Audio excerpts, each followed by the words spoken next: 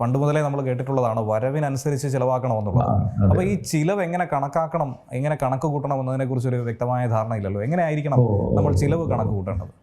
ഇത് ഇനി അതറിയാത്തവരാണെങ്കിൽ ഇന്ന് തന്നെ ഈ കേട്ടിരിക്കണ ഒരു ബുക്ക് വാങ്ങാം. ഒരു 100 പേജിന്റെ 200 പേജിന്റെ ബുക്ക് വരയിട്ട ബുക്ക് വാങ്ങാം. എന്നിട്ട് ഓരോടത്ത് ഡേറ്റ് ഇടുക, ഓരോടത്ത് വാങ്ങണ സാധനങ്ങൾ ഇടുക.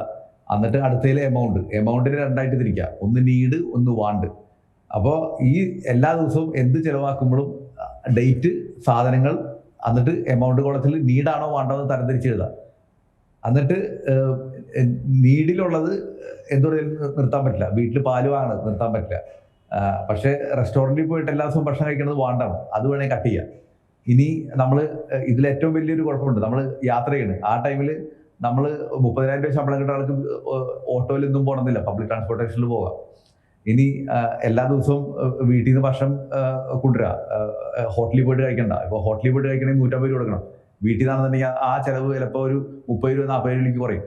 അപ്പോൾ ഇങ്ങനെ ഒന്ന് ചിലവാക്കാനായിട്ട് തുടങ്ങി കഴിഞ്ഞ് കഴിഞ്ഞാൽ അവിടെയാണ് തുടക്കം. ഈ പറഞ്ഞ ആ ബുക്കിൽ ഇങ്ങനെ എഴുതുക. എന്നിട്ട് എല്ലാ ദിവസവും ഒന്ന് അനലൈസ് ചെയ്ത് എഴുതുമ്പോൾ തന്നെ നമുക്ക് അറിയാൻ പറ്റും അടുത്ത ദിവസം ചിലവാക്കുന്ന ടൈമിൽ ഹോട്ടലിൽ പോകുമ്പോഴും വീട്ടിൽ നിന്ന് പോകുന്നതിനെ പറ്റി അവർ തീരുമാനമെടുക്കും. എല്ലാ ആഴ്ചയും ഒന്ന് ഭാര്യയും ഭർത്താവും കൂടി ഒന്ന് വിശകലനം നടത്താം. അപ്പോൾ പിന്നെ അടുത്ത ആഴ്ച നമുക്ക് ആലോചിക്കാൻ പറ്റും ഏതാണ് നീഡിൽ നിർത്തേണ്ടത്, ഏതാണ് വാണ്ടിൽ നിർത്തേണ്ടത് എന്നുള്ളത്. അങ്ങനെ ചിലവ് കുറയ്ക്കാനായിട്ട് പറ്റും. ഇതിനേക്കാളും ഞാൻ ഒത്തിരി സ്ഥലങ്ങളിൽ വായിച്ചിട്ടുണ്ട്, പഠിച്ചിട്ടുണ്ട്. പക്ഷേ എൻ്റെ കസ്റ്റമേഴ്സിനോട് ആർക്കൊക്കെയാണ് അധികം ചിലവ് എന്ന് പറഞ്ഞവരോട് ഞാൻ ഈ സാധനം ഇന്നും പറയാറ്. അത് മാസം 10 ലക്ഷം രൂപ ശമ്പളം കിട്ടുന്നവരാണെങ്കിലും ശരി, 10,000 രൂപ ശമ്പളം കിട്ടുന്നവരാണെങ്കിലും ആരൊക്കെ ഇത് വൃത്തിയായിട്ട് ചെയ്തിട്ടുണ്ട് അവർക്ക് എല്ലാവർക്കും അറ്റ്ലീസ്റ്റ് ഒരു 3 മാസത്തിൽ അവരുടെ ലൈഫ് തിരിച്ചു പിടിക്കാൻ പറ്റിയിട്ടുണ്ട്. ഏറ്റവും പുതിയ വാർത്തകളും വിശേഷങ്ങളും വിരൽത്തുമ്പിലറിയാൻ സീ മലയാളം ന്യൂസ് എല്ലാ ഡിജിറ്റൽ പ്ലാറ്റ്ഫോമുകളിലും ലഭ്യം.